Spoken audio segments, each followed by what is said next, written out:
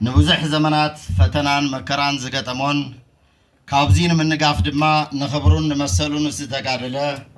واغا زخفلن استعوتن حزبي سلازخونه مزاغبت تاريخو زملختو ناي دحننت تاريخ زلو حزب مخانيو ناي زي حزب زي تاريخ انتلعال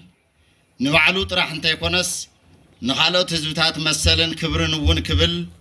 ናይ ቃልስን ተጋድሎን ታሪክ ዘለዎ ተቃላሳይን ተዓዋታይን ህዝቢ እዩ እዚ ድማ ሰውይሉ ዝመፀን ተይኮነስ ኩሉ ግዜ ንዘጋጠምዎ ናይ ህልውና ሓደጋታት ኢዱ ከይሃበና ተቃለሶም ስለ ዝመፀ እዩ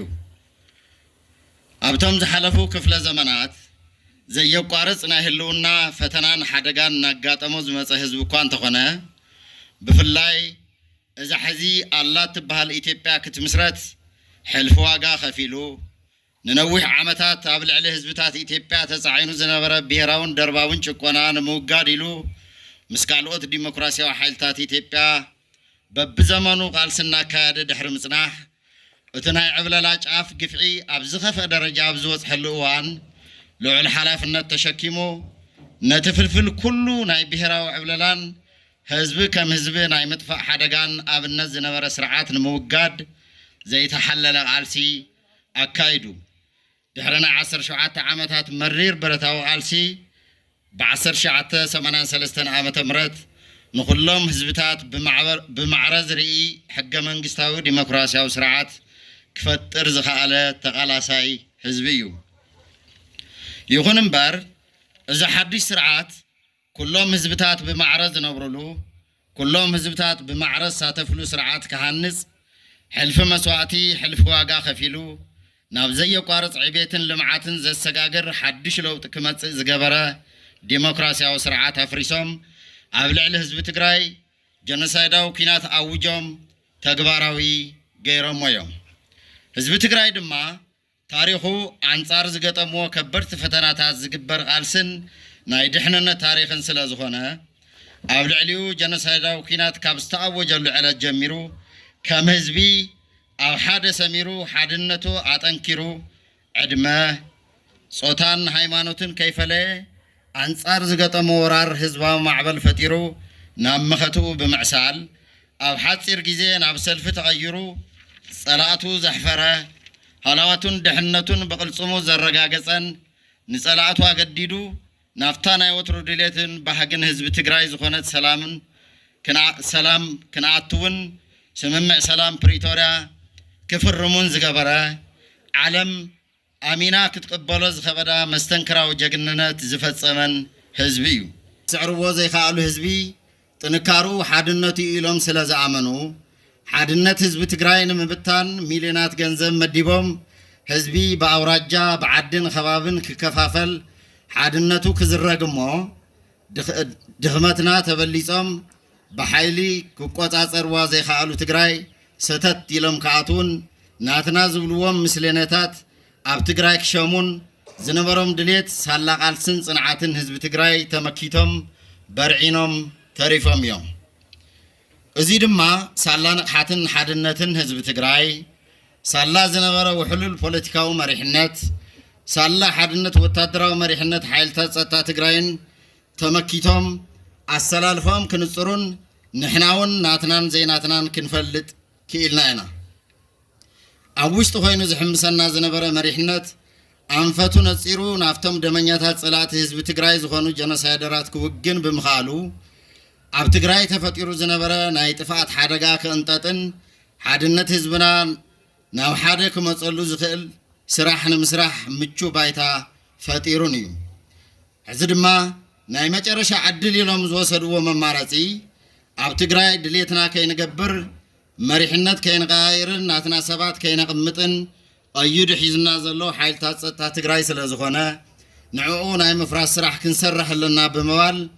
فلمان العلوت امرار حسراويتن ابالاتن مكففال نمرحتنا بزح شماش منهاو سراويت كلعلو فتينهم يوم قصيلمون كاب تحتك ساعة على زلو سراويت تمايتو تمخاخيرو زتيو جيزاوم محدار تقراي سروحي ايسرحن زلو يمعرار يلوز وسنو مسانة السراوي تقراي قوسيوم لعلوت مريحنا تراي كم زوسن وامسيلوم ካብ ኮርንል ዓለ ዝብል ስያሜ ሂቦም ፖለቲካዊ ጠላዕ ክፃወቱን ትርፊ ከትርፉን ላዕሊ ታሕትን ኢሎም ስለ ዘይሰለጦም ኣብ መወዳእቱ ንሰራዊት ትግራይ እንተኽኢሉ ናብቲ ንሶም ሓራ መሬት ዝብልዎ ናይ ሸፋቱ መተኣኻኸቢ ክስለፍ እንተዘይኽኢሉ ድማ በብዘለዎ ኮይኑ ክዕምፅን እምቤ እዘዝን ክብልን ተደጋጋሚ ምሕፅንታ ኣቕሪቦም እዮም። ኣብ መወዳእታ ሰራዊትና ዘለዎ ናይ ናብራን ጥቕማጥቕምን ፀገም መሰረት ገይሩ ዘቕረቦ ሕቶታት ንምፍታሕ ብጊዜያዊ ምሕዳር ትግራይ ትልሙ ወፂሉ ዝፍትሓሉ መንገዲ ጽንዓት ተወሲድሉ ናብ ተግባር መፍትሒ ንምእታው ኣብ ከይድ እናሃለወ እዚ ንኸይፍፀምን ተግባራዊ ንኸይኸውንን በቲ ቅድሚ ኢሎም ዝተለምዎ ናይ ጥፋት ተግባሮም መሰረት ንተግባራውነቱ ላዕሊ ታሕቲ ከም ዝበሉ ናይ ኣደባባይ ሚስጥር እዩ። ካብዚ ብምብጋስ ንሕና ኣባላትን ኣመራርሓን ሰራዊት ግንባር ምዕራብን ኣርምስሳን ኣብቲ ዝተፈጠረ ጭቡጥ ኩነታትን መፍትሒኡን ከምኡውን ብጊዜያዊ ምሕዳር ትግራይ ናይ ሰራዊትና ጥቕማጥቕሚ ንምምላስ ተወሰኑ ውሳነታትን ብዝርዝር ተማይጥና ንቐጻላይ ተልእኾና ብዘለዎ ትርጉም ብዝርዝር ርኢና እዞም ካብዚ ንታሕቲ ዝተቐመጡ 11 መግለፂ ቅዋም ነጥብታት ብምውፃእ መድረኽና ዛዚምና ኣለና። ቀዳማይ ብናይ ውሽጥን ደገን ሓይልታት ፅንተትን ጥልመትን ብዝተዋደደ ሽርሕን ተንኮልን ኣብ ልዕሊ ህዝቢ ትግራይን ሉኣላዊ ግዝኣት ትግራይን ዝፍፅምዎ ዘለዉ ገበንን ክሕደትን ብዝግባእ እንርድኦን እንፈልጦን ተግባራት ስለ ዝኾነ ፍጹም ከም ዘይንቕበሎን ክሳብ መወዳእታ ብፅንዓት ከም እንቃለሶምን ቃል ንኣቱ። ካልኣይ ሓድነት ብሄራዊ ናይ መኸተ ሓይልታት ማለት እውን ህዝቢ ትግራይ ጊዜያዊ ምሕዳር ትግራይ ሓይልታት ፀጥታ ትግራይን ብሄራዊ ፖለቲካዊ ውዳበታት ትግራይን ንምብታን ዝግበር ዘሎ ሸበድበድን ናይ ተስፈኛታት ምንብሃቁን ተግባራዊ ክትገብርዎ ዘለኹም ተደጋጋሚ ክሕደት ፍጹም ኣይንቕበሎን ጥራሕ ዘይኮነስ ብፅንዓትን ብምሉእ ውፍይነትን ኣትሪርና ክሳብ መወዳእታ ከም እንቃለሶ ብምሉእ ድምፂ ወሲና ኣለና። ሳልሳይ ሉኣላዊ ግዝኣት ትግራይን ዝተማዛበለ ህዝብናን ብመሰረት ስምምዕ ውዕሊ ፕሪቶርያ ንክፍፀም ተግባራዊ ክኸውን እናፀዋዕና ካብ ስምምዕነት ውዕሊ ፕሪቶርያ ወፃኢ ህዝብና ድሕንነቱ ውሑስ ብዘይገብር መንገዲ ንምምላስ ዝግበር ጎናዊ ምንቅስቃስ ፍጹም ዘይንቕበሎ ምዃንና እናረጋገፅና ብጊዜያዊ ምሕዳር ትግራይ ብዝወሃበና ውሳነን ኣንፈትን መሰረት ካባና ትፅቢት ዝግበር ኩሉ ዓይነት ተልእኾ ብፅንዓት ከም እንፍፅም ቃል ንኣቱ። ራብዓይ ኣብ ሰራዊትና ዝተለዓሉ ናይ ተጠቃምነት ሕቶን ክፍትሓሉ ዝተደለየ ኣገባባትን በብደረጃና ብዝርዝር ተማያይጥና ኢና። ኣብ ሰራዊትና ዘለዉ ፀገማት ብሰንኪ ኣብ ትግራይ ዝተፈፀመ ወራር ፅንተት ብጣዕሚ ብዙሓት ምዃኖም ይፍለጥ። ካብቶም ሕቶታት ገሊኦም ብእዋኖም ብዘይምፍትሖም ክወሳሰብ ገይርዎ እዩ። ይኹን እምበር ሕቶታት ሰራዊት መንገዲ ዓፂኻ ምንቅስቃስ ህዝብን ትካላትን ዓጊትካ ኣገዲድካ ድሌትካ ክትፍፅም ዝተገብረ ፃዕሪ ፍጹም ተቐባልነት የብሉን። ብፍላጥ ይኹን ብዘይፍላጥ እቲ ዝተፈፀመ ተግባር ዘይግቡእ ተግባር ስለ ዝኾነ ንህዝብና ካብ ልቢ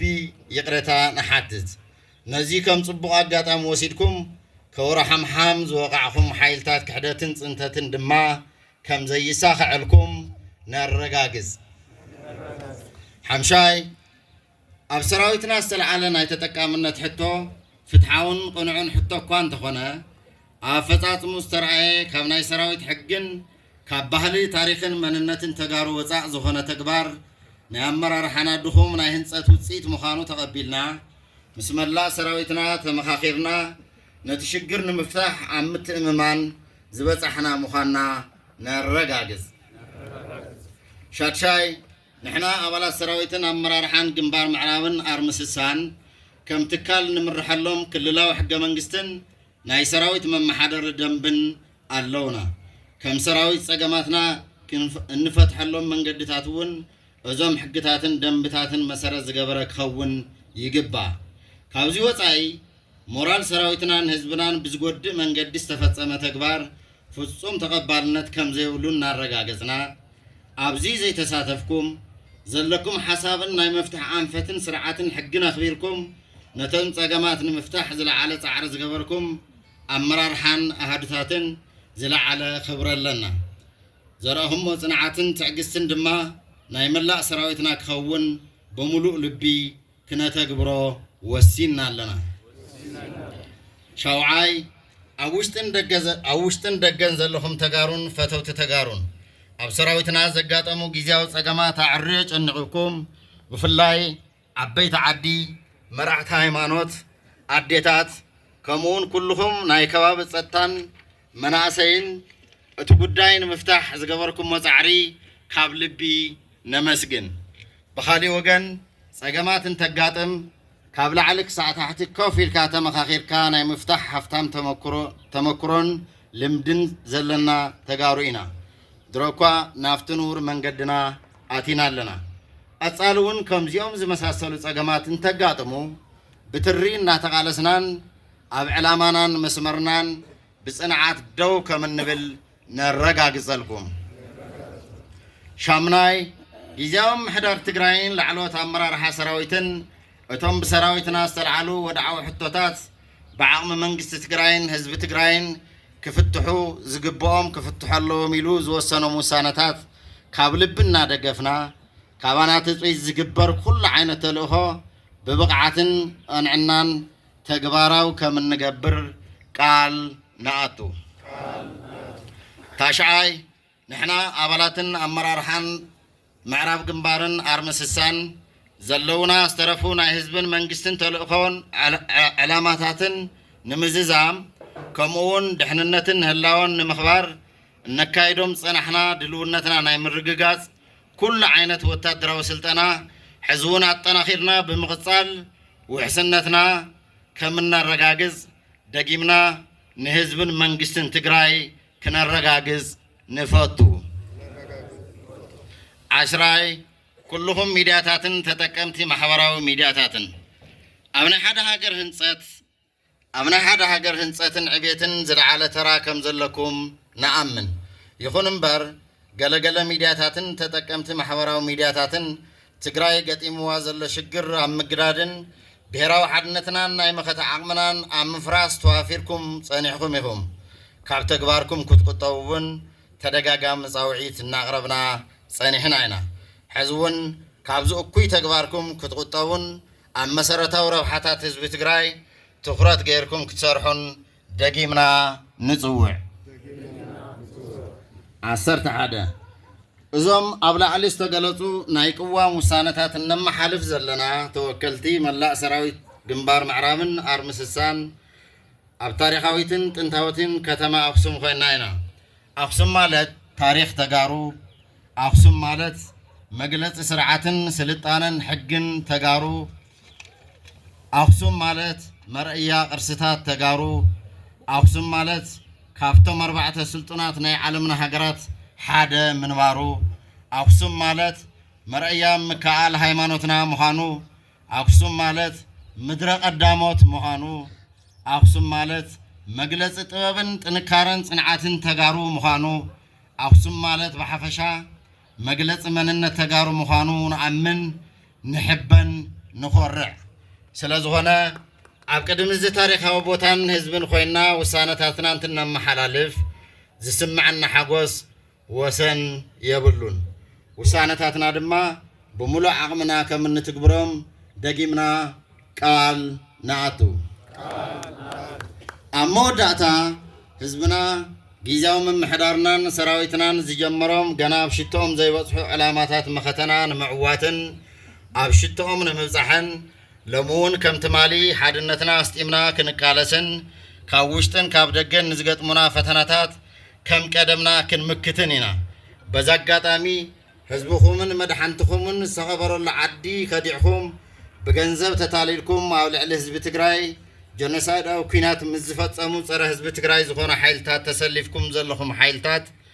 ሒዝኩሞ ዘለኹም ዕላማ ንህዝቢ ትግራይ ዘይጠቅም ምዃኑ ፈሊጥኩም ሓድነት ትግራይ ካብ ዘናግዑን ሰኣይ ህዝብና ካብ ዘናውሑን ህውከትን ዕግርግርን ዝፈጥሩ ተግባራት ክትቁጠቡን ናብ ልብኩም ተመሊስኩም ኣጎን ህዝብኩም ጠጠው ክትብሉን